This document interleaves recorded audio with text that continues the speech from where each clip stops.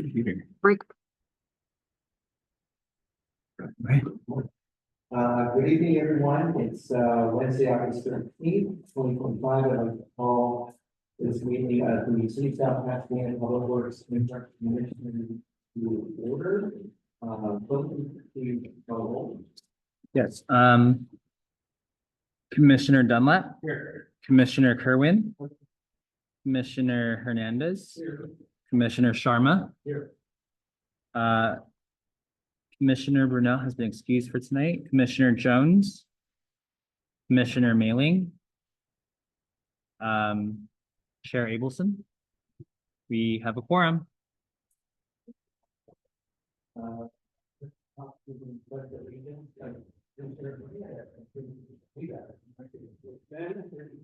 Hand over your heart and repeat after me. I pledge allegiance to the flag of the United States of America and to the republic for which it stands, one nation, under God, indivisible, with liberty and justice for all. Thank you, Commissioner Hernandez.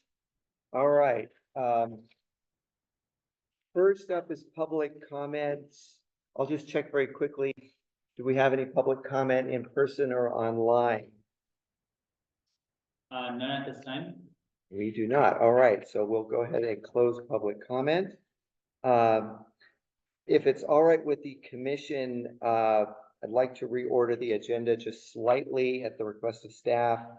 They're hopping between our meeting and a joint city council finance commission meeting tonight, a few blocks away. So if it's all right, I'd like to move up number 6, which is the staff liaison communications, to the next item in order, and then we'll take up the reservoir.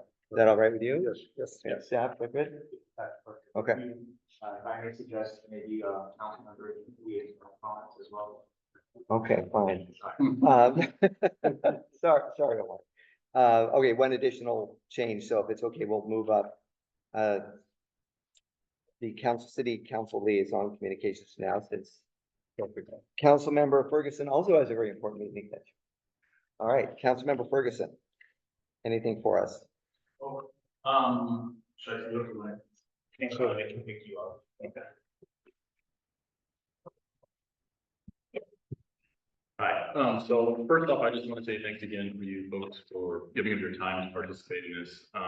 We are going to be getting into discussing the budget as one thing that's up for conversation tonight. You'll notice on the agenda that there's talk of like a bond measure potentially, and that's something we might need in terms of like being able to fulfill our work plan as it pertains to our street improvements. And so it'll be important to kind of determine if that's the path we're going to pursue, because if not, then we'll have to restructure the way we're going to get our zones most likely done. So a lot to come after this budget conversation. So thank you, and we will circle back. Okay. Thank you. Right, thank you. Is the bond measure something you're discussing this evening? It's something that's on the agenda. Oh, Yeah, okay. Yeah. Okay. Thank you. Thank you. And good luck tonight. Thanks. All right, next up, item 6, staff liaison communications. Thank you very much. I just wanted to give a quick update on some of the things that we're working on. You may have seen that we had originally discussed agendizing an update on the Mission Slow Street tonight, but decided to pull that item off. That item was intended to discuss what the next steps look like, which are receive a proposal, the design firm that had done the preliminary traffic study counts and whatnot, for them to move into full design and comprehensive community outreach efforts with businesses, residents, Chamber of Commerce, police department, fire department, all those key stakeholders. And we were originally going to recommend creation of an ad hoc group to begin conversations regarding long-term planning of the parklets, right? We have parklets out there right now that are existing, and as we move forward with this project, it's going to be important to start thinking about how these look like long-term as far as maintenance, regulation, standards of what we put out there. Is there a fee associated?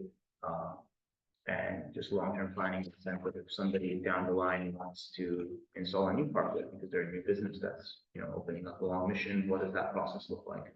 But we decided to pull that off. We want to look internally a little bit more with respect to potential of potential of liability and, what that looks like in the city's end. Have an opportunity for the city staff to talk with the business owners that currently have those parklets, see, are they interested in keeping them? Do they see it as successful? Is this something that we want to move forward with? This doesn't affect the overall project, the School Streets project that moves along forward just fine. This is just regarding the parklets. But that's why we'll bring that item back to you and give you an update once we have the proposal and we have some conversation internally. The fiscal year 1920 street improvement project, that's the one that we awarded in June. We're getting close to having a pre-construction meeting this month. The last month or so has been routing the contract and trying to do a contract with the contractor that's going to be doing that work. Once we have a start date, we're anticipating in September. We plan on sending a notification to residents who live within the limits of the project, giving them an opportunity to come to a town hall meeting, ask any questions they have, who they can contact, and concerns during construction, things of that nature. Pocket Park projects are moving along just fine. We expect completion by the end of the month. They've done a significant amount of the concrete retaining walls, fencing, grading, underground utilities. So now what's left is above ground, pathways, landscaping, irrigation, some lighting fixtures, and some decorative block walls. So over the next month and a half, there's going to be quite a bit of change because all the underground work took a long time. Did you say the end of this month or next month? Sorry, next September. If I said this month, I spoke. Okay. We're anticipating the project to be done kind of next month. Thanks. The Indiana and Pasadena Avenue reconstruction project is approaching 30% design. We expect that also in September to early October. Once we have that, we bring that to the commission here to take a look at what the 30% plans look like for Indiana Avenue and Pasadena Avenue. And we're still waiting to receive proposals for the Orange Zone reconstruction project. And then finally, the last item I want to talk about is we're within the next 2 weeks going to be advertising a request for proposal for on-call traffic striping services. So for some of our larger long line striping that staff currently has challenges doing, we'll have a contractor that we can call upon, receive a proposal, have them come out and do that type of work. And then following this RFP, we prepare on-call asphalt, concrete, sewer repair contractors, just to have staff or contractors readily available to take on some of these emergency works or things that just assist our staff in maintenance of the city. That's all for me. Thank you. Thank you. Can I ask, so for this on-call striping, I have been very interested and spoke to a number of other residents about striped curb extensions, curb bulbs, basically, that are painted curb bulbs. Is that something that this on-call striping contractor could do or include in their scope as well? Painting just red curb? Not just a red curb, but actually a curb bulb out, the painting, so. I see. Like around the, I see. Yeah, they can do that. there's, for instance, at Arroyo Vista, there was a lot of talk about, how to make safety improvements there. And I noticed they did some striping, but it seems pretty limited in terms of the striping that has been done around that school. And I was, something that has been thrown out there and I'm a big supporter of would be just shortening those crosswalks by doing painted curb bulbs out. Do you mean like decorative or a color? Decorative, yeah, they could be the school colors, it could be, something, there's a lot of examples of it.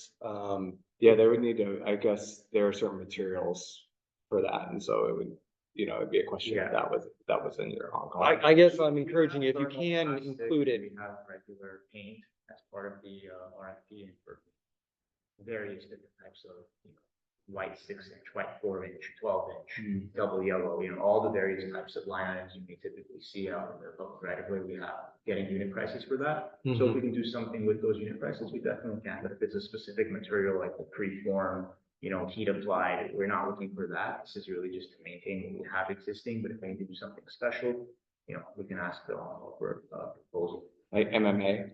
I'm sorry, preform MMA, yeah. Okay. That's in there? Preform MMA? No, it's not. Oh. Right. That's the material they use for like the green Right. bike lanes where they apply the heat and it applies to the asphalt.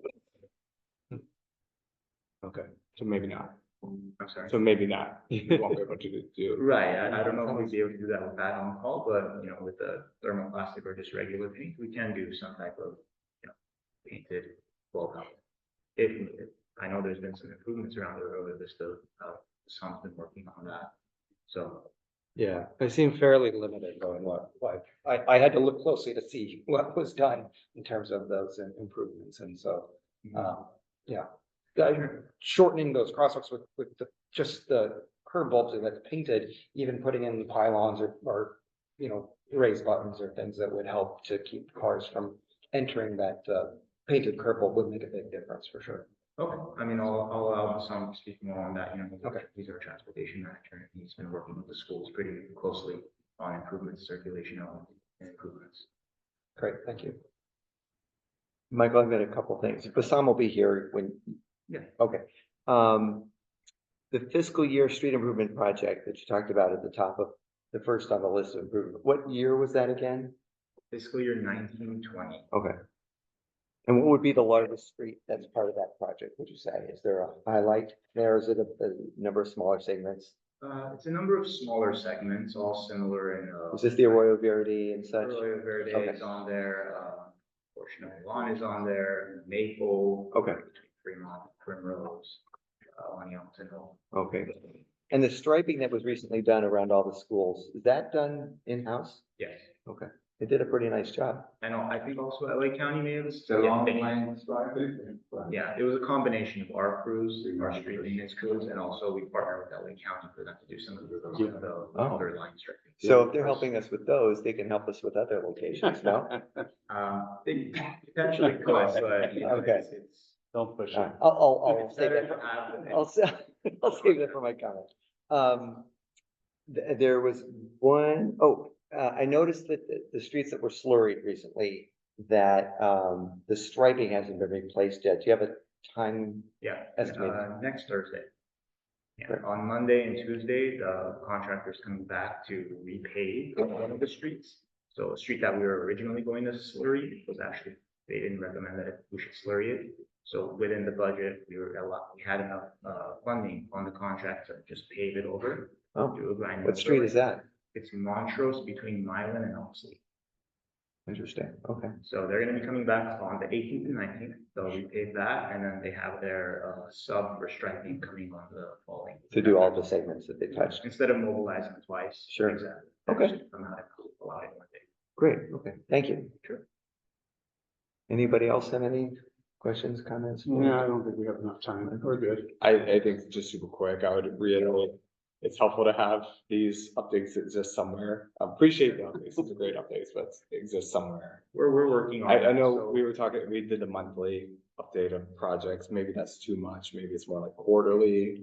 You can provide an update, but I know in our time, my 5.5 years on the commission, I know we had Christine, Shahed, Ted, wait, Garrett, Ted, Gassan, back to Ted.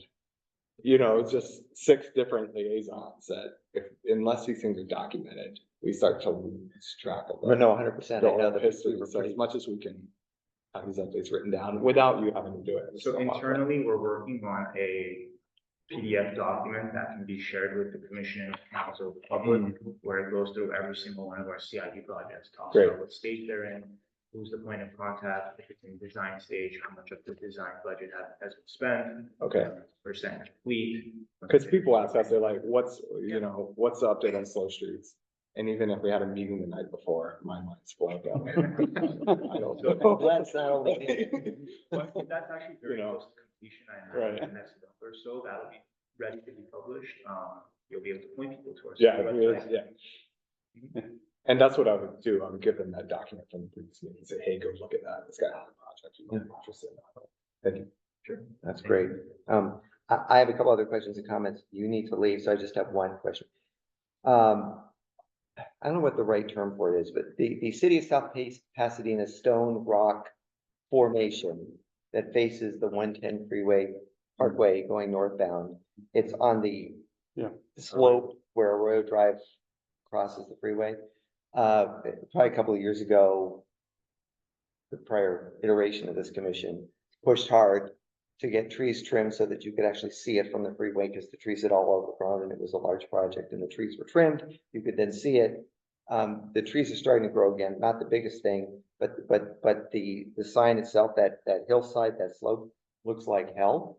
And, I was wondering if that is or could be something that's part of what, Parkwood? Parkwood or There, West Coast. there needs to be some planning, awareness of that location and some kind of regular, cleanup for it. I Maintenance. know that has our name on it, but is that ours or did Caltrans? Oh, it's ours. Antenna. I know it's our name. It's the city. It is. So, City. It used to be green to Commissioner Abel's point. So But we'll, then it's- we'll work with our on-call contractors for some maintenance. This Or way. our streamers, one of the two. Thank you. Anything else? No. You're released. Have a nice evening. Thanks, Michael. Good luck. Thanks, Mike. Okay. For some, are you okay waiting? Yeah, until after absolutely. that? Okay. No, I was not. Okay. You want to just update us and we'll get through this? Take your time. Antenna's got all night. Good evening. So, I wanted to say, repeat what Mark said about the Fremont Huntington RFP that we put on. In the kickoff meeting, we had 52 consultants attending the kickoff meeting. The interest meeting? This is for. Yeah. Okay. Yeah, kickoff, and that shows a lot of interest and really gives us the opportunity to have a better selection and something really interesting. It'll be very hard to review 52 proposals, hopefully, but that's a good thing, really. Yeah, the more you get, the better quality. Some might be subs, right? Some will team up, right? Yes, You might be right. and actually, they're all literally big, famous companies, so they probably have the resource to work on this making. Sorry, I didn't hear the first, Huntington? Fremont Huntington project. Got it, thank you. It's we had, Ian Lockwood and, Tool Group. Is this the project with the charrettes? That's just before you. I think this is Measure R? No, MAT. The Fremont Huntington MAT, Active right? Transportation. Fremont Huntington has like 5 different sources of Okay, funding. that's 5 different sources, okay. Yeah, so it's got a Measure R, Measure M, LA tip, I believe, about 4 or 5 different resources, and it's really a combination of transportation planning, like road diets and what have you, plus intelligent transportation system all over the project corridors. Yeah, this is So it's a combination. Measure R covers IKS elements, and Measure M map covers the transportation element of it, the road diets, things like this, like lanes and active transportation.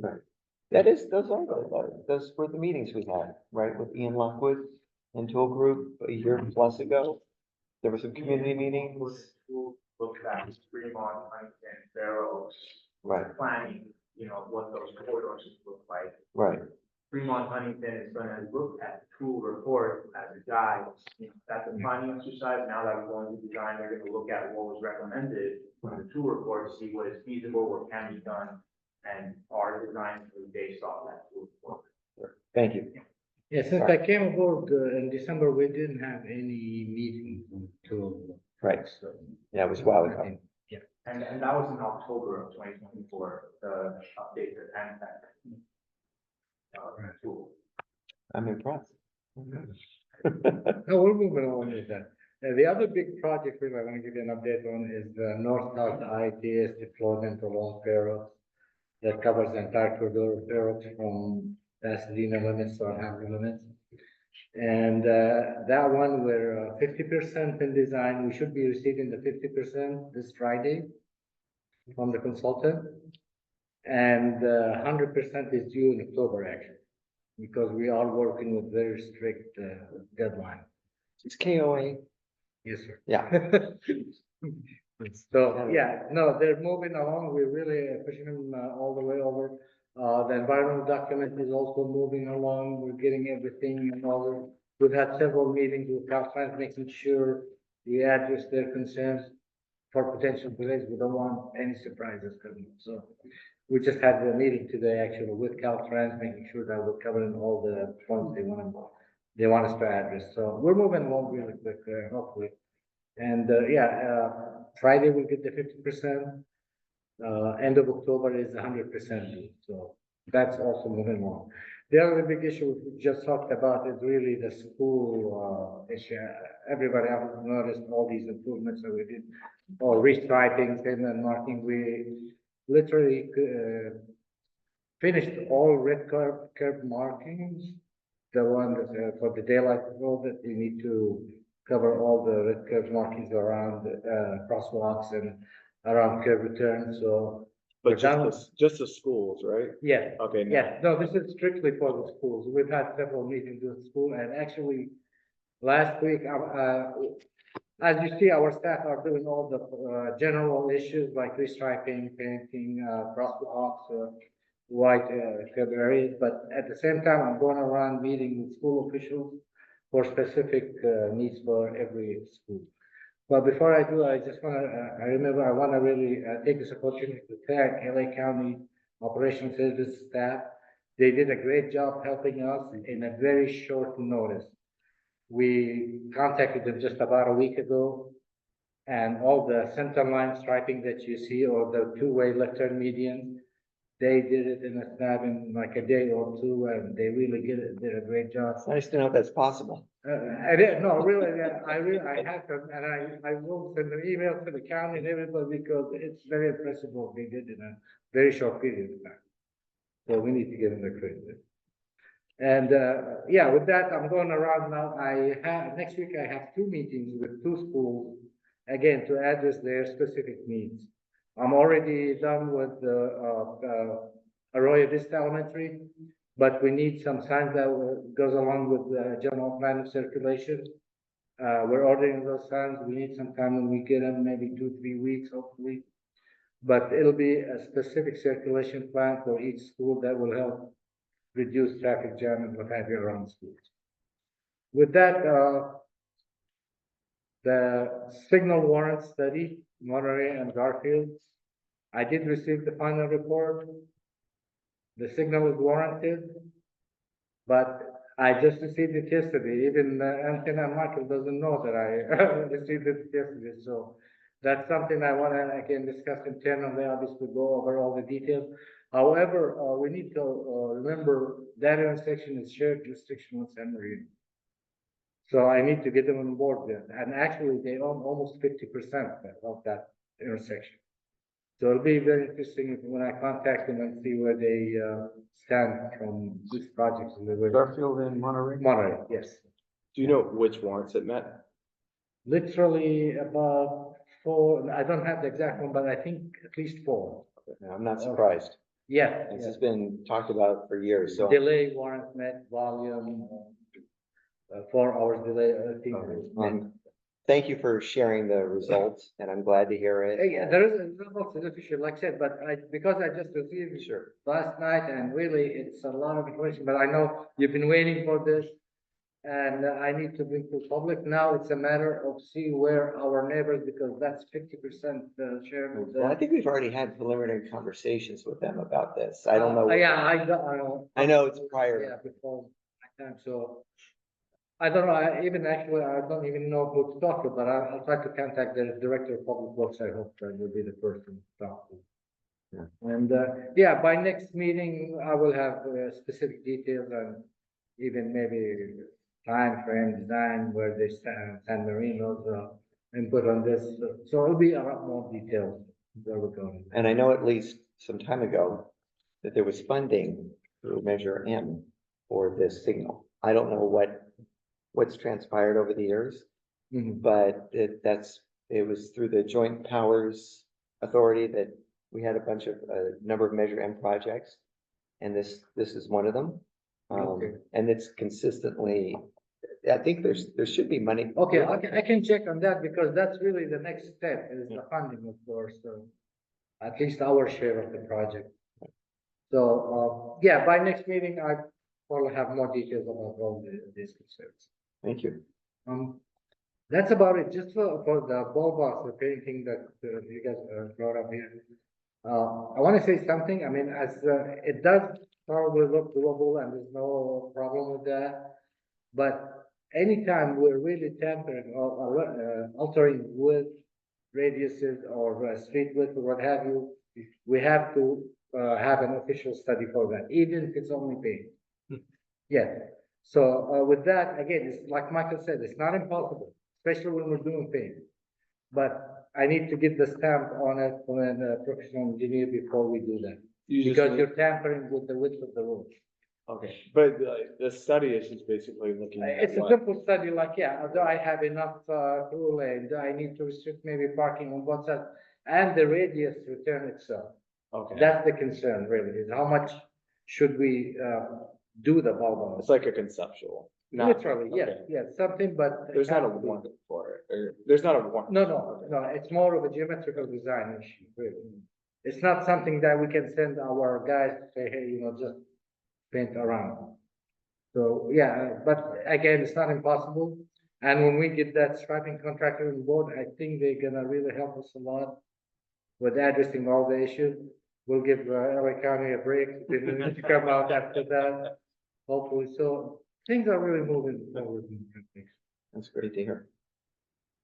Any questions? What, sorry, Go ahead. I know, we don't want this meeting to run long, but I remember one of the remaining.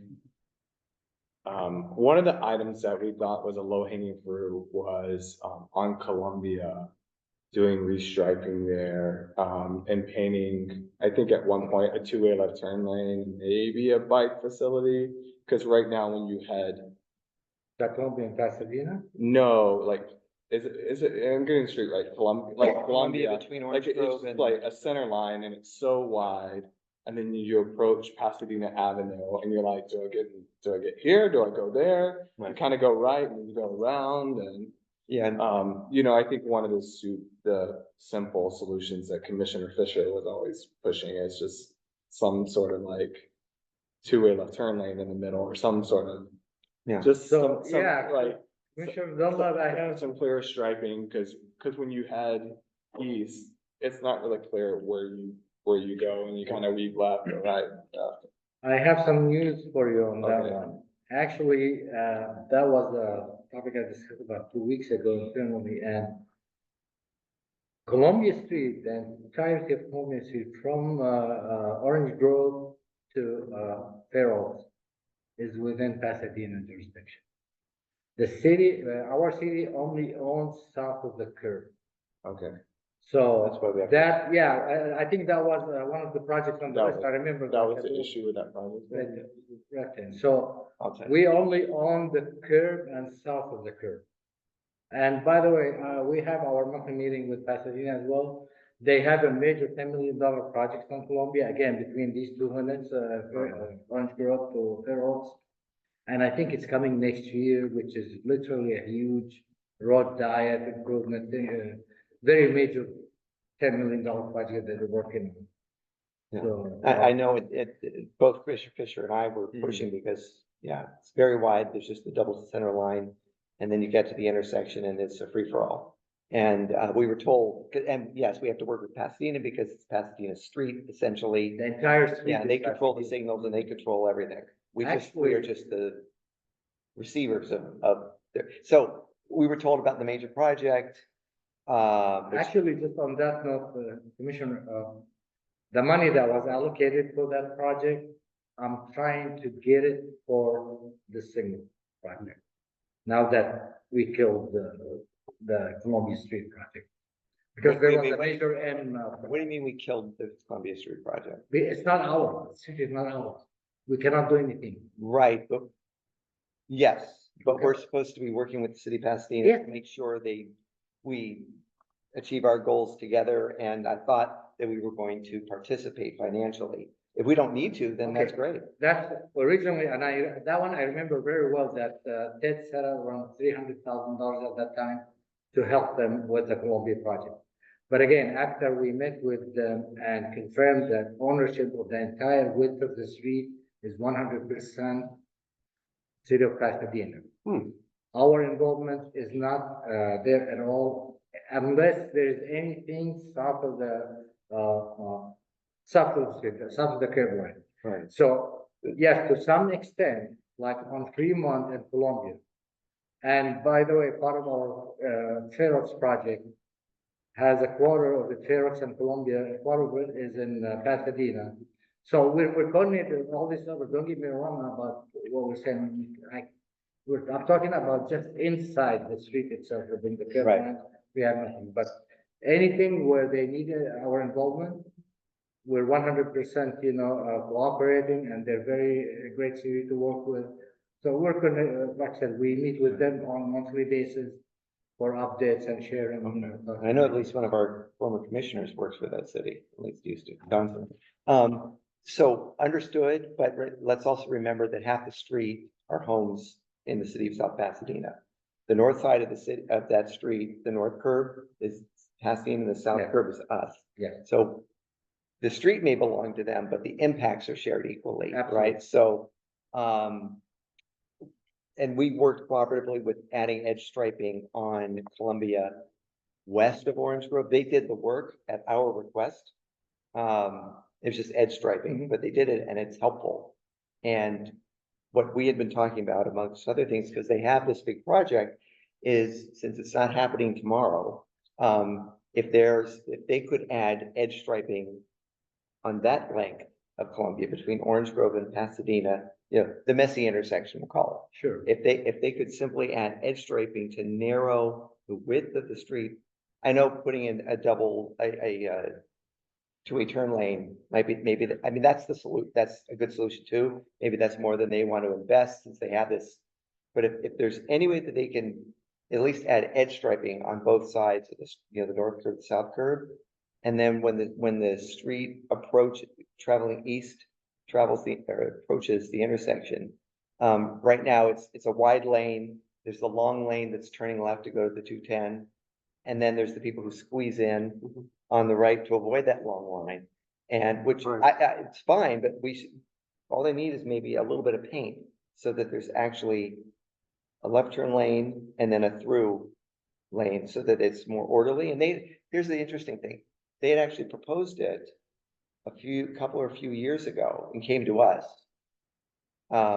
which was smart and it wasn't, because when they came to us, there were a couple of squeaky wheels in town who were worried that it would take away some parking.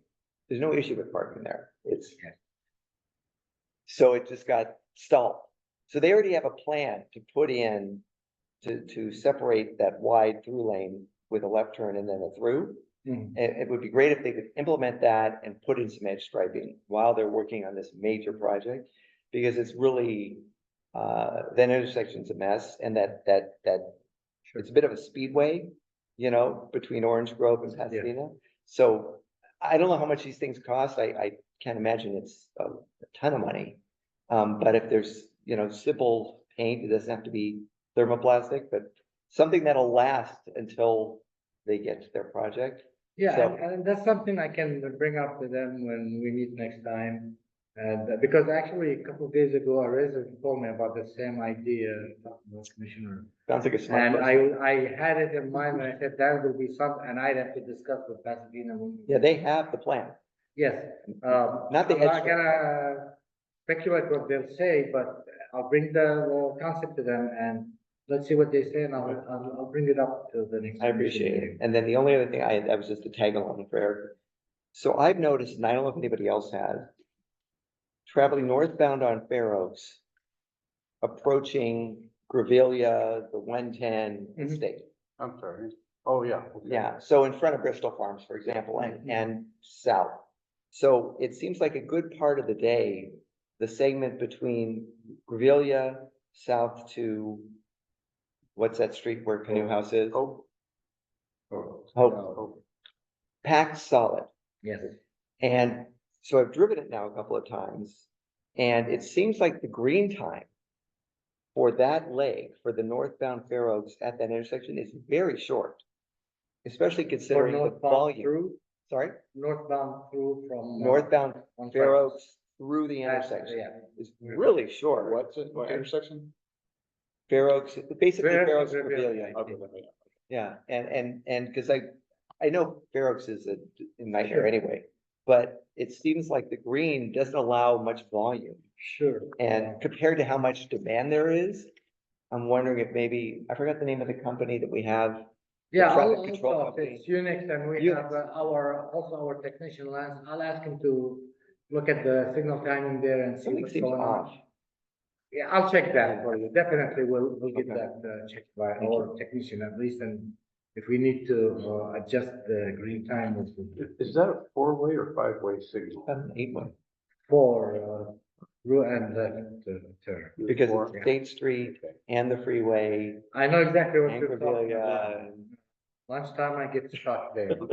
Yeah, but definitely I'll have our Okay. technician first to check it and then if we need to modify, we'll go through Unix or even ITRs that some technical work. Thank you very much. No. Anybody else have anything for Bassam? Okay, thank you so much. Thank you. Really appreciate all your hard work. Thank you. Okay. All right, let me move back. All right, so I think we're going back to, so that concludes the staff liaison communications, which is item 6 on the agenda. Let's move back, if we could please, to item 2, update to the West Side Reservoir Reconstruction Project antenna.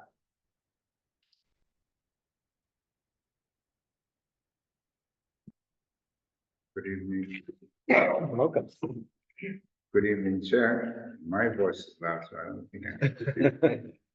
From the presentation. Before I dive into the presentation, to preface Commissioner Dunlap's point, the reservoir was never brought to this body. I think Sam will be the only one that has seen it in March of 2021. We presented the reservoir project to the Public Works Commission. So we thought it was prudent to bring it back to just give you a quick preview of what the project is about and what it goes into.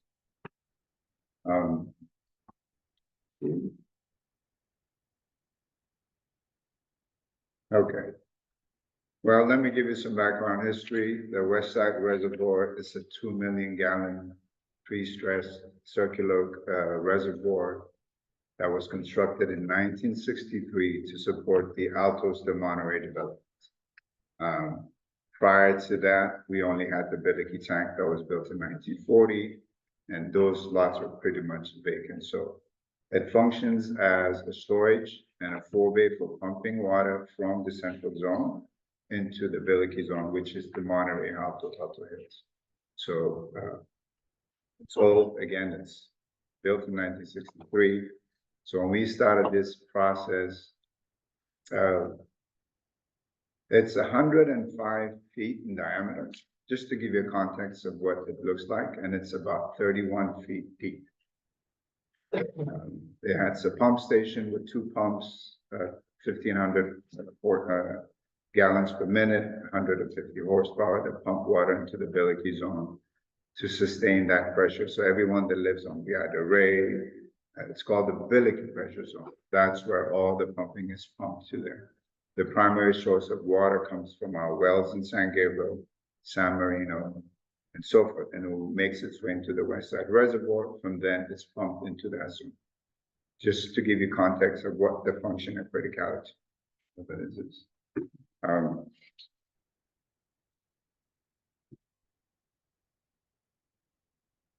The existing capacity, it's 2 million gallon. In 2021, after we brought it to the commission, council approved staff to go ahead and look into evaluation of the reservoir and structure analysis before we proceeded with any task. We did that. It came back that since it was built in the 60s, it didn't meet the current sizing standards. Hence, we commenced with the next process, which is putting together a preliminary design report and site evaluation.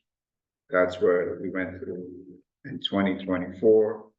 It's in the stage of completion, and we want to just bring it up to you because we have an environmental aspect that we need to take to council next week. The project with the fires have been prior to any time we do a reservoir reconstruction, we look at two key factors. One is storage capacity. Can we enhance it? The other one is redundancy of the system itself when you build it so that it meets demand for the future and so forth.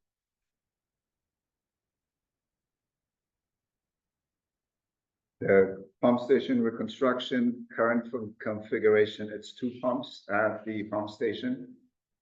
What we're proposing, or the idea is to put in three pumps in lieu of just two, so that should one go out, two will be functioning, and you have a spare to give you enough time to go ahead and make the repairs as you needed to ensure that water supply is not interrupted at all times. Site improvements, it's a huge lot, you'll see from the picture. So some are vegetation clearance, fencing, reinforcing around the reservoir, automatic gates, any drainage system, any potential for improvements we're going to look into as well. And then with that, additional also be a chlorination system. The water that goes into West Side Reservoir is already pre-chlorinated. However, if there's an emergency as part of the chlorination master plan, with any water agency needs to have, we have to have something on site should there be an emergency for us to chlorinate quickly and efficiently. Okay, then we can go on to the next step. This is the reservoir. You can see it. It has what they call a sombrero effect. The reason being that it has 7 columns around it that holds the structure that's 31 feet deep. And the rings that you see correlate with the actual column that's holding it. So there is a column in the center, and there are 6 all around it. So if you count the rings, where you see the little uplift is where the reservoir has been sagging. I mean, it was built many, many years ago. So as you can see, the pump station is tucked to the right on the corner. There was some graphics so you can see it. And then it's a very steep site. And so we have what's called a fire break all around it and drainage systems that were built in the 60s. Next slide. This is the existing pump station.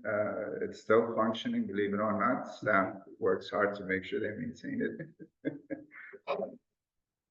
And that's the one that's up there by the reservoir. Correct. This is adjacent to the reservoir, so that it takes water from the reservoir and then pumps it up the hill to La Viorita, the other street. And then it distributes it all into that zone. Whatever is residual goes into the Billicky tank. Billicky tank is at La Portada. If you go up to Monterey Hills Elementary School, or you can see it actually from everywhere. Billicky tank, you can see it off the 134. You can see it from Fremont if you're driving north from the 10 freeway. It's the highest elevation in the city at 963 feet above sea level. So it's quite visible throughout the years. Next step. This is the preliminary, we wanted to share with you. We're working on the preliminary design. These are some of what we've started on. It hasn't been completed, but as a commission, we wanted to bring it to you. And we'll come back when the design to get guidance from you as we go into this project. So this is the site location, where it's located. Next slide. This is the proposed configuration that we are looking into doing. One of the biggest challenges we have is with the recent fires that we've had. We don't want to, if the project is going to take 2 years, we don't want to be without a pump station at that site. Just to step back a bit, this pump station pumps water from the central zone to the Billicky zone. We have a redundant pump station on Indiana Avenue, just south of Monterey Road, before you get to the railroad tracks. If you ever drive there on your left-hand side to the west, you'd see a railing that has steps that go down next to the Edison substation. I thought it was a pedestrian tunnel. Yeah, It's that's not. where that's where the pump station is. Yeah, one of the things that I only bring this up, if you haven't been on a tour, which would be great if you all just go on the tour of all of the different stations. Yes. Reservoirs, just to see how they operate. Garfield, I think, is by far newest The one, newest is. and it's got all of the tweaks that we will look at for all of the future stations. I think we had planned to do a tour a while did back. one. We did one Oh, you did? years Oh. ago. I think you, I Oh. mean, that's Three many, commissions many, ago. many, No, Tanner was But- kind enough, yeah, and it was the old Garfield Redwood Reservoir. That has been reconstructed, so I think even with this commission, if it's okay with the chair, Absolutely. I'd love to, take you out to take a look, but. So as I was saying, the challenge is, and we did this when we built Wilson.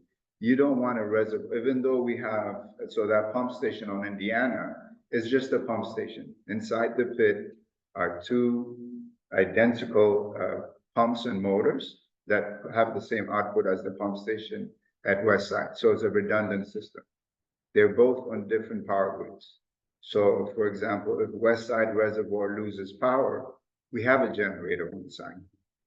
But if we can't get to that, then by default, the system falls on Indiana to meet the demand. And vice versa. If both grids are down, then we have the generator at West Side because West Side has 2 million gallons of water that can provide for the other elevations. So even though we have that, we don't want to rely on them. There could be an outage as frequently as it needs to happen. There could be mechanical failures. So our approach is to phase the construction to keep the pump station active as much as we can and only take it down during that critical stage when we need to convert. By that, I mean, the longest lead time for this is reconstruction of the reservoir itself. I mean, it's huge. We're trying to increase the capacity to 3 million if we can, and we're doing some soil boring and seismic analysis to make sure that happens. And if so, the key is to pour, to demo, to pour the concrete reservoir, to build the pump station is going to be the longest lead time. Oh. So, The idea is to demolish the existing correct, and rebuild a new one at the same. at the same location, yes. A new, bigger, taller one to make sure. God, bless you. Wow. We're What- confident because we've done it at Wilson. It's our main source in San Gabriel. We will do that by using temporary clear well to make sure the pump stations are active. And then by that time, we don't need the reservoir because we can get water in there temporarily. And we have still Indiana as a backup. Oh. So once the reservoir is constructed, pressure tested, whatnot. So if I don't have a pointer, but the way it's configured, the existing reservoir is here, the pump station is here, and over here you have what's called a storage they built in the '60s. So it's a huge storage building that houses old equipments from the '40s and '50s. It's just a storage. So we're trying to flip it by putting the new pump station there and the storage room here. By that, we can have the existing pump station and power from Edison active, do some pipe configuration to keep the reservoir, I mean, not the reservoir out of commission, but water pumping continued. The reservoir will be built, the new pump station will be built so that when it's ready to do this work, all we have to do is hopefully by then the reservoir will be pressure tested, chlorinated to meet state standards, and then switch over in that downtime, whether it be 30 days, we can rely on the Indiana pump station. That's our goal, to make sure there's minimum interruption of water source. Can you show us where the existing, and maybe you did and I missed it, where the existing pump station is today? The existing pump station is abutted right next to the reservoir. Okay, And mind you, it's 30 feet deep. So the pump station it's there to receive the water. But when you go up on the hill, it's a 30-foot drop. Next slide. And how much deeper would it be if we're gonna try and pull through? Well, because of, we did the soil analysis and the structure analysis of it. The floor plan will be the same, the elevation. So our proposing is to increase that height. Yeah, and then increase the width or the diameter of the reservoir. yeah, that would be the best way because it's a cut and fill. The structure engineers are looking into what's the most stable way of building it. That's why we hired this consultant to look into those. So the reservoir is partly above ground, partly below. It's partially buried, yes. You only see about 6 feet or 5 feet of it. And with the new reservoir, how much will you see above ground? So the changes that we're looking to is about maybe 8 feet. Compared to Additional height. or total? And in addition, additional. yeah, So you're over, So it's you're gonna be over 60. double, yes. okay? Yeah, it's, I mean, 4 feet, yeah, 5 feet, yeah. Which is very negligible because when you see it from it's tucked in the hillside. It's not where if it's by someone's home and you're raising it 8 feet, it's visible. Yeah, that's where I was, Yeah, my mind was going.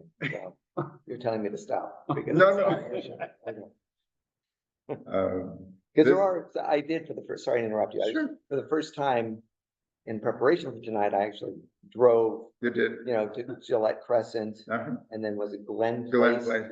And then the street just sort of ends at the wall and the Correct. gate. And then if you sort of back up from it, you could see, I guess, what is the pump house. No, that's What is that? what you see there is not That's the the pump, that's the storage unit. Okay, Because that's visible yeah, straight from the driveways where you see it.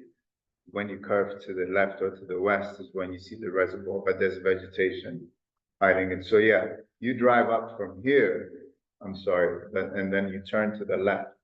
So the entrance is somewhere here. got it, okay. Yeah. And this is the pump layout, of the improvements we're gonna see. The inlet pipe going into the pump station from the reservoir. Water comes from the central zone into the reservoir, from the reservoir goes into the pump station, and then the pump station pumps it out to La Beorita on the other side. So the improvements we're proposing is to do everything on site to replace it completely. It's old enough. There were times to say, oh, why don't we keep this in the ground? But there's no need to keep something from 1963 in the ground. So this is just the configuration that we're proposing to. And how long do you estimate it would take to complete the project? Project, it all depends with the approach. Usually projects of this magnitude would take a year and a half to 2 years. So is it fair to say that, so there are homes above it and there are homes below it? Correct. So the homes below it, which are the ones on Glen Place, I guess, Yeah, they And don't then see it. they don't see it now. No. And you're saying that increasing the height 8 feet, it's not going, it's still because of the landscape and the topography and so forth, they're not gonna all of a sudden see something they didn't see before. If they do, then that's where the site improvement comes in. Right now, it's about a 5 or 6 foot drive around the reservoir for maintenance purposes. So there's gonna be a lot of earth movements. There is a possibility to put trees to obscure it. The people on Oneonta Knolls on the other side are the ones that have kind of the higher line of sight to the reservoir. Because I remember years ago when we had a security light, people called to complain because it was Yeah. visible, so we had I'm to just anticipating. all invert of it. that. Yeah, you know. We want to be proactive and see what the issues may be, and we'll make sure it's addressed. You'll hear about Oh, yes. I know. I wish I could put this on a screen somehow. There behind that is a 40,000 square foot home, Where's this? Palisades. Oh, wow, that's pretty good. It's only because you'll never see it, Yeah, because good of shielding, everything that you can really hide. And a helicopter pad too. I would hope so. Okay, sorry. next time. That's you. So just the structure analysis evaluation have been completed, just to give you a completed task. Soil boring, that was completed. We needed to do additional to make sure it supports the new reservoir. Site assessment, that's ongoing. And then we're going to have an initial community outreach meeting as well with the community. But we wanted you to see it first in that aspect. Do you have a sense yet of when that meeting might be? What month? So the plan is next week, that's why we're here to the environmental aspect. We wanted to do it in tandem to save time and expedite the process. Takes 22 weeks for the environmental to initiate and complete, has to go to council for adoption. So next week at council, we're awarding the task order for the environmental consultant to commence on the project. Then after that, we'll set a time when we wanted to have a community meeting. And I can share that on the next slide what our game plan is. Yeah. Preliminary design report is in progress. That we find out. The initial environmental study, this IS is what it is where when we award the contract to Ultra Systems is one of our designers, consultants, to start the environmental process. It starts with initial study. That would then lead into a mitigated negative declaration. There are other options to comply with CEQA requirements, but this is the most open one to proceed, so that on all the 4 reservoir projects that I've had in the city, we've always started with initial study. Then that study will decide what route the environmental aspect. And then once that it's ready to go, we'll do the community engagement in tandem with the environmental consultants, our structural analysis team, and Bassam is here. One of the aspects that we want the community to be aware of is based on the location of the site, there will be traffic impacts, right? There's a school crossing at Meridian and O, and so we wanted to be proactive in bringing that to community to how do we mitigate. So that's why the community meeting is important to get it going, to see their feedbacks, and from that we'll bring it to you based on the feedbacks we got from them and how do we mitigate it so we can get your inputs as we progress in the project. Next slide. So the environmental study, it's really, air quality, noise impact assessment on site, vehicle miles traveled, that will be, to and from the reservoir construction site. Over the years, the most being doing the demo will be the ones you have a lot of them. Most critical will be the port. It's a huge reservoir. It's going to require a lot of concrete. So that's when you see a lot of, traffic that needs to come through that. And how do we mitigate that? And if you've driven to West Side, Gillette Crescent is a very tight corner. So we're aware and we're cognizant of it. We just wanted to, be prepared on how do we construct it? How do we minimize the impact to the community? And that's the only access is that Gillette Correct. Crescent and Glen, right? That's it? Gillette Crescent off of Meridian, there's 2 ways. Right. Gillette Crescent does a crescent itself.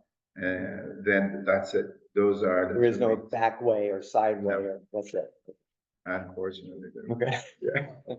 Arborist report, cultural resource assessment, reaching out to the Native American representative of the local, make sure that we meet all the compliance. Next, thank you. Next steps is to finish we're trying to expedite to wrap it up so we can get this moving. It's been a long time on our books, and I know we've had staff changes here and there, but I think You're this still year, here, though. our commitment is to, at least move this forward. And then to complete the CEQA, like I said earlier, it takes about 22 weeks. So anything that's identified will be noticed. In that document, we need to take to council. And it will have its own community meetings as required by the CEQA anyways.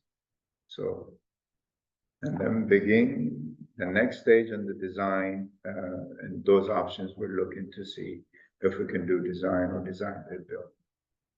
We'll bring that to council. The community meetings, will that be something that's notified to the whole city, or Yes. it's just that? No, I mean, we've done it when we did Garfield. Fortunately, over the years, most of the reservoir reconstruction were outside of the city. So people weren't impacted as much, but when we did Garfield, we had a meeting here for the general public as a whole, but most importantly for those impacted by the construction. So people living on Meridian, where the truck route is, anyone that traverses through and from.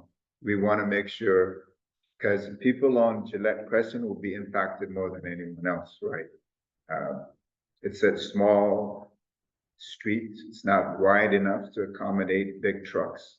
So what is that give or take, right? Are we gonna restrict parking on one side? Those are the discussions that we need to have to make sure.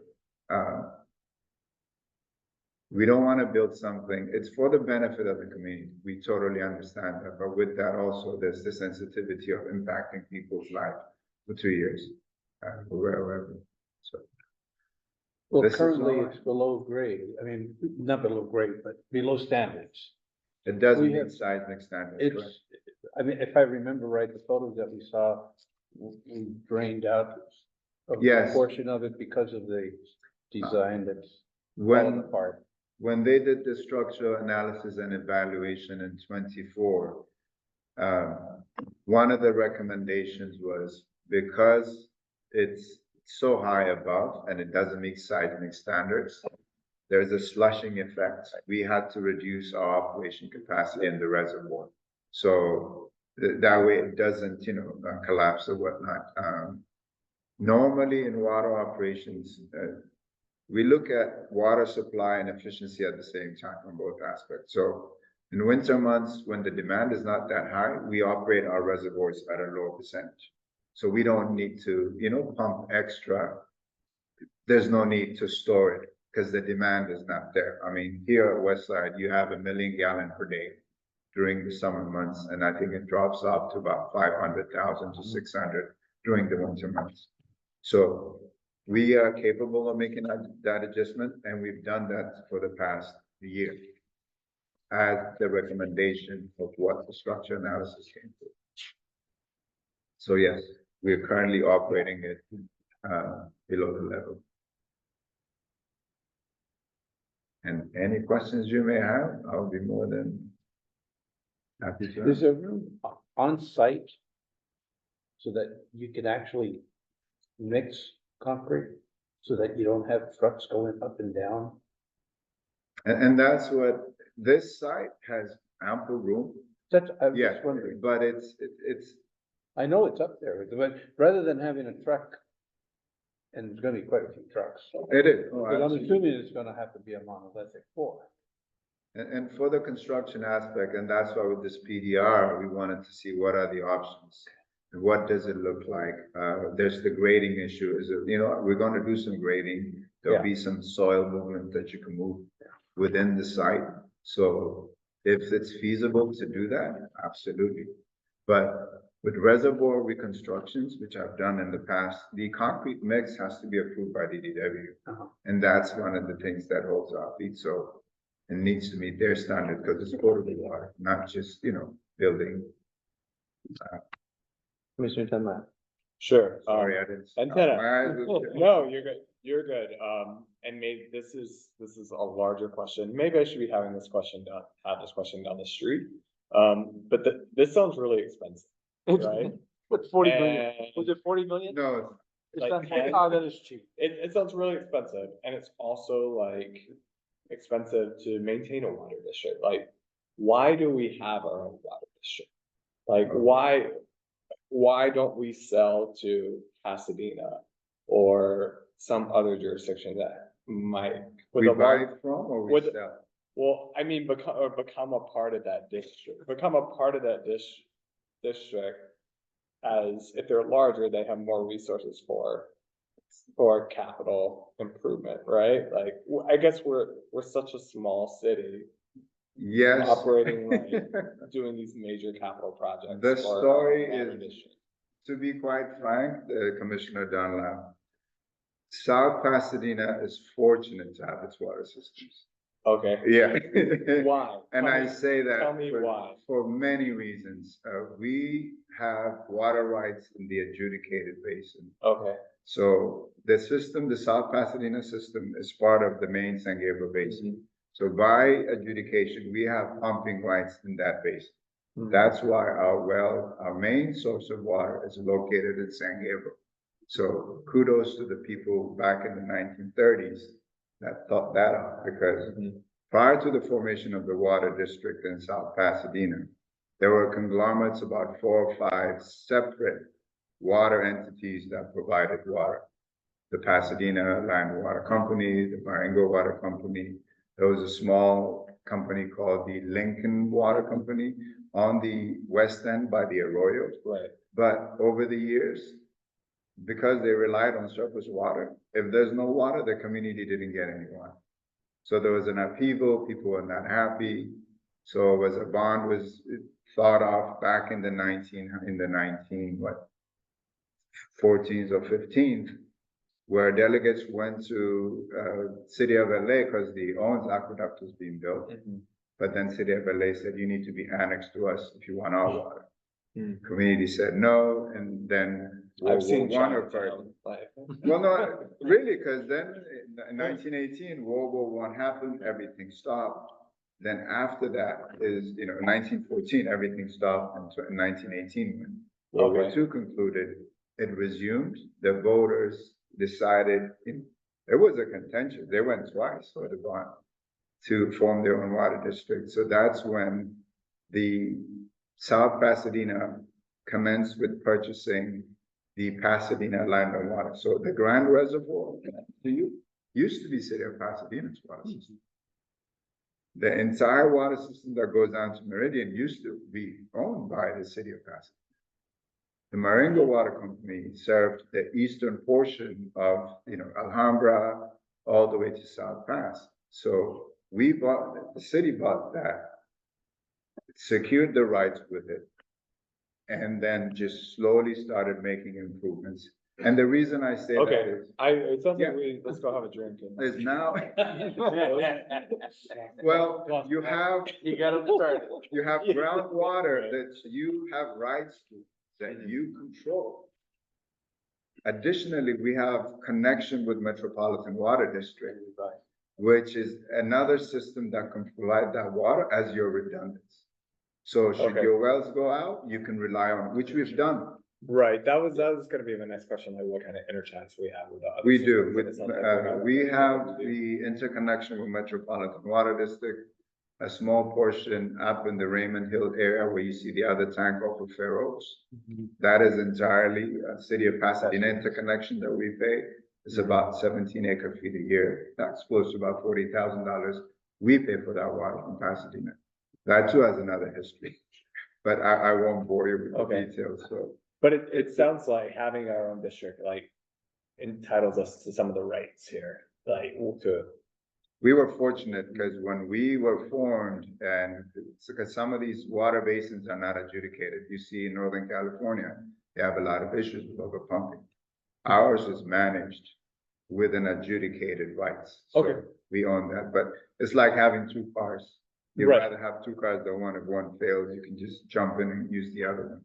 Yeah, I mean, it sounds like we're lucky to have it, you just think with a small city, there's an overhead with everything, and so there are fewer residents that pay that overhead, so you end up paying a little bit of a premium, it sounds like we're gonna have to figure out how to pay Yes, for this all set up. To Eric's point, in a nutshell, how is this being paid for?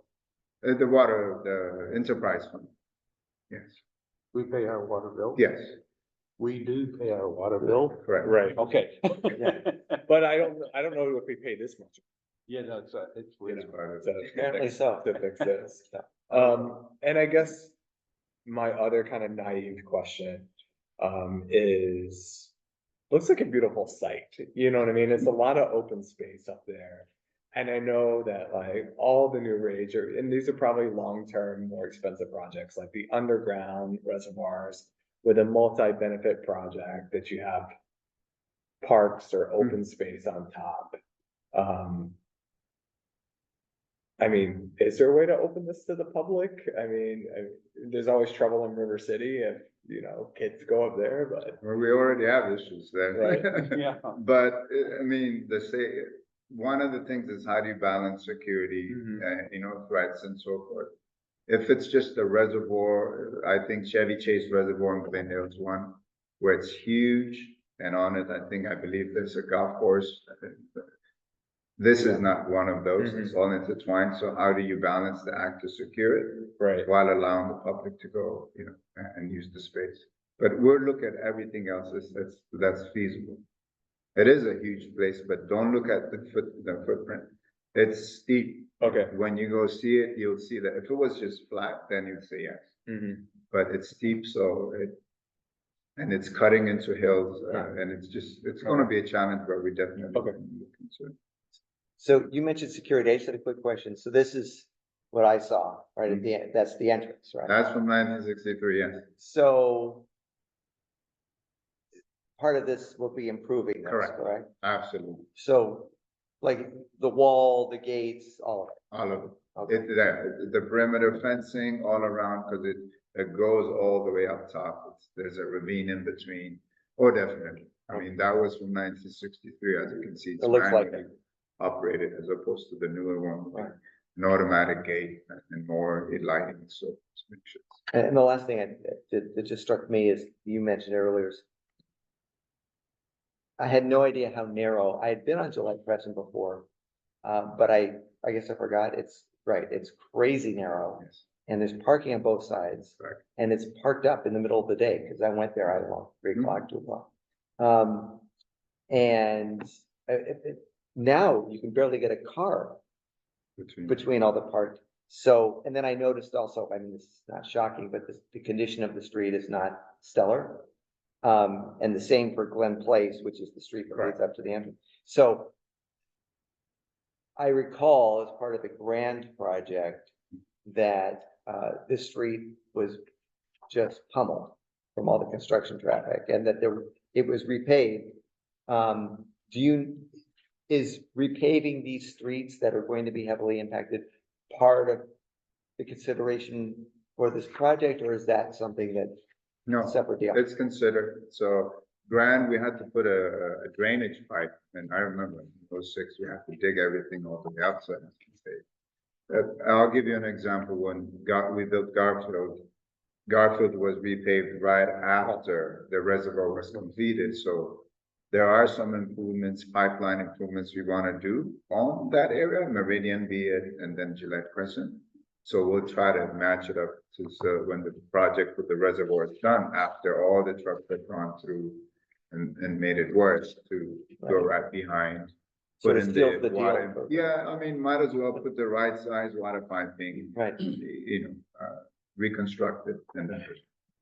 So, Yes, then I know it's stating the obvious that your team coordinates and they're not gonna do any road work no, on those streets until no, we want it to be, yes, 100%. So yeah, I think the biggest challenge is what you said, the logistics of the correct. very narrow street. Clearly, you're gonna have to restrict parking. I mean, you're gonna have to. It's just a question of how you manage that, Correct. right? And are there opportunities for these folks to park somewhere else while this project is going on, and how much of it can be done on site, to Sam's Well, point earlier?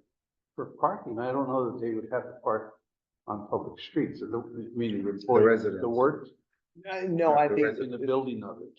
right, but I They think, could park up at the site. yes, I'm thinking. I'm guessing there's enough room. So for example, for the contractor's crew, Yeah. there's room on site. Yeah, And that's for what I some other things. No, I'm thinking for the streets are gonna have to be clear when they're hauling in all of these materials. Yeah, the key Oh, is yeah. when you haul off all the dirt, if there is any to be hauled off. I mean, when the the existing reservoir is demoed, you're gonna have to haul off. So during those activities, then we can look to see how that impact works, and if we can restrict instead of the whole 2 years, just on because in the morning, I mean, when they come in, you have a heavy equipment. Once it's on site, it's gonna stay there Okay, until it. so it's not a daily thing that they're No. moving. It's just there's gonna be activities throughout the project that will require trucks to be in and out more frequently, and that is during the demo, hauling out face of the concrete itself. And then the concrete pour when that commences, all the concrete trucks. Because mind you, they have to leave Yeah, it's not, and make it there on time for it to be poured, so. And last comment, just to Sam's point, to my point, which was that to the extent there's a significant workforce there and there isn't enough space on site for parking, if that were to happen, then it would be, maybe they could use Correct. the formula the filming folks use. Correct. Or park they find a offsite. satellite Yeah. lot and then van. We've made that, in the past. We made that condition in the Okay. past, but never had to use it. Great. Very exciting. Yeah. So we'll come back to you more often. This is just an introductory. Well, good luck with it. Yeah. We appreciate it. And I think one thing that I wanted to announce. Good luck paying for it. Good luck paying for it. That's look for granted. Drop it, okay. No pun intended. Thank you. Thank you, Antonio. Thank you for the presentation. Terrific. Okay, and I'm just checking if we're sort of, the ship has sailed on this, but is there any public comment online? No, okay. All right, so we'll move on to item 3, approval of the minutes of our last meeting on July 9th. Does anybody have any comments, additions, deletions, thoughts? I have a couple of things, but I'll go last. All right, so, oh, sorry. No, I'm good. Okay, sorry. So members present, I'm gonna suggest that we remove David Mailing because he's both present and absent, and I think he was absent. So small, but important. And then where are the commissioner comments on here? I think it's the last page of the minutes. So at the very end of our packet. Item 7, where it talks about my comments at the end. It says inquired residential street management. I would say, I'm not quite sure what that means. I would say delete that. What item is it? Oh, so it's item 7, last paragraph, Chair Abelson. Okay. The second line after the semicolon, strike those few words there. And in their place, say, requested striping adjustments to Orange Grove Avenue between the 110 and Mission Street to narrow the through lanes and provide for a 2-way turn lane.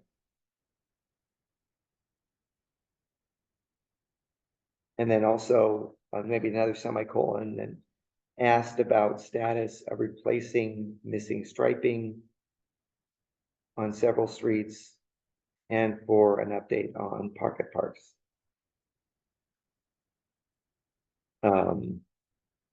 And then for staff liaison communications, under 8, adding a third quick paragraph, because Bassam had a number of things to say. We don't need to include them verbatim, but just that if you could put in the Bassam was advised that staff was working on the Arroyo Vista school traffic circulation and provided other updates. That's it. Is that okay with everybody? Move to approve as amended? Second, Second? all in favor? Aye. Aye. Any opposed? Any abstaining? All right. Minutes approved as amended, 5-0. Thank you. Thank you. Where are we now? Let's see. So we took care of city council liaison communications. We took care of staff liaison. So all we have left is item 5, commissioner communications. I'll just go left to right. So I'm doing anything. I'm good with everything. I can't even report anything other than it was my birthday 2 days ago. Thank you. Oh, happy birthday. At 82, it's not too shabby. No, Doing something I'm a right. happy camper. We have a presentation being done over at the senior center, which is right next door. Next Monday, we're honoring 2 senior citizens, champions, they call them. Ellen Torres and some guy, Dave San Hernandez, I can't believe this. I can't believe he's a That guy? senior, that guy. So feel free to come Congratulations. join. That's wonderful. Other than that, I don't have anything else to comment on. All good Um, stuff. We're building 2 more restaurants and soon we'll we'll probably get some permits on some of the stuff we need to get. That's here? Or, Here, we have one on Fremont and Magnolia. Right before the railroad tracks. On the east side, there's been a green fence around the property for 3 years, going on 4 now. I think it was a Caltrans. That will become, Ann's restaurant of Mike and Ann's. Oh. The mother's taking over, so it'll be a Korean food. We've just finished the ADU, so now we're gonna start waiting for the permit for the restaurant. 19 to 20 homes that we're remodeling into a restaurant. Wow. And then naturally, the second one is the one that's on that vacant lot. When you're driving out, going across, Pasadena Avenue, right before you get to the bridge. Ostrich Farm-ish. Left-hand side, Ostrich, yeah. There used to be a Gino's Right. Italian restaurant many, many years ago. And we're building another one there that's gonna be leased by, the property is owned by Jeff Burke. So we've been building that. And, we had to drill 40 caissons. I'm right around the corner, so I've been watching that construction. Oh, yeah. I've been watching that, Yeah, we've been trying to be really quiet about it. But drilling the caissons was a challenge because it was all filled from when they built the freeway. So, and because it was the Arroyo, you have a couple of rocks. Big rocks. And they just happened to be right where you drilled them too. So it was a challenge. What kind of restaurant is that gonna? We don't know yet. Oh, okay. I've had people ask and I tell them, I think I'm Top gonna secret. I'm gonna go out there and I'm gonna start cooking again, so I may have hamburgers and hot dogs. I think you have a customer. Yeah. It's really, Selfish it's question. an ideal spot. Well, Jeff, when he built. How about pizza? Yeah. Pizza? No, I built mamas and I don't wanna do that Pizza and a massage again. Anyhow, other than That's that, exciting. we're in good shape. Terrific. Thank you. Commissioner Kerwin? Sure, I'll just follow up on the discussion previously on the Mission Slow Streets. It's just really a priority of actually implementing something in the near term. I know my wife attended the Groundbreaking. no. The Chamber of Commerce? Chamber of Commerce meeting. Oh, which we met you with. attended too, yes. Yeah. And just the reported back that there was very little outreach or communication with the local businesses and. Yeah, it's one of the things, and I know that we were concerned because we need to naturally involve our merchants a little bit more, especially after what, and I'll be very frank with you. What I went through with putting those bollards down in 20. Oh, the K rails? The K rails. And I've been born and raised in New York, I know language, but I had some owners come out there that I've never heard talk like that. And God bless it, and I won't mention John Turk's name because he was one. And I won't mention Ellen, God bless your soul, Ellen. But it was one of those things that we wound up having to take some out and make space and put the parking. So I'm looking forward to eventually having something better than what we have and more uniform, if we're gonna stay with it. It just has to be, but we have to communicate with, because if there's any cost to the merchants, they really should have a foot in front door. So, yeah, your lovely wife is right on top of us there. Yeah. I'm glad that she's joining us. She's gonna be an asset, it's good, So, because I have to retire. I guess just to follow on that, I mean, I'd love to be a part of any effort to do better, more outreach to businesses, to the community, and keep that project moving forward. And again, as you guys are meeting, talking about budget, if there's a way to pull any of the funding forward for the actual implementation, I think is also a priority, as there's currently no funding slated for that project for implementation. All right, thank you. Commissioner Sharma. Nothing to add this evening, just thank you to staff for being here tonight and setting us up for a good meeting. Thank you. Commissioner Dunlap? I kind of snuck in my commissioner communications earlier when Michael was here, kind of like some sort of ongoing project updates. To the Slow Streets point and to what you said, I've been thinking about, Chair Avison last month where you said, oh, if you don't hear something, you kind of think the worst, like your mind goes, oh, they forgot about it, it's not a priority, and there's a lot of things going on, so just someplace say, oh, you haven't forgotten about it, you just haven't gotten to it. And I know there was outreach to the chamber for the Slow Streets, but if people haven't heard about it in a couple of years, they forget, right? So. Yeah, 100%. Well, thank you, and amen to what you said, because that's sort of what the challenges we have with these projects is they take so long. So we'll have meetings with one set of folk, staff, business owners, residents, and then by the time we get somewhat closer, then there's a change, and then people say, I didn't know, or the project changes. Sometimes we don't even know. So point well taken, and also support on keeping track of all these open projects. It sounds like Michael's going to be doing that for us. We'll stay on it.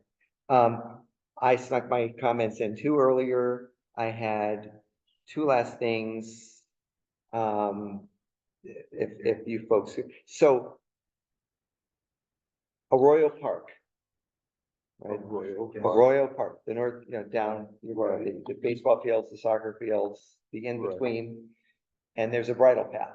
Correct. All right, and there's wood, nice, attractive rustic wooden sort of railing that marks, it's around the parking lot, it's at the bridle. So years ago, over time, sections of it have disappeared. Different people were to blame. Different people had projects. I think it might have been a utility or two, and there were some sections removed and not put back. And the bottom line is there are a lot of sections that are missing. And it's been years. It would be fantastic if we had a way of replacing them. And I don't know how much money we're talking about. I don't know if that's something that be done in-house or if we can hire a fencing contractor to do it, but I think it would really make a difference in terms of safety, attractiveness, if we could sort of restore all that missing fencing, because I kept thinking it was going to happen and it hasn't.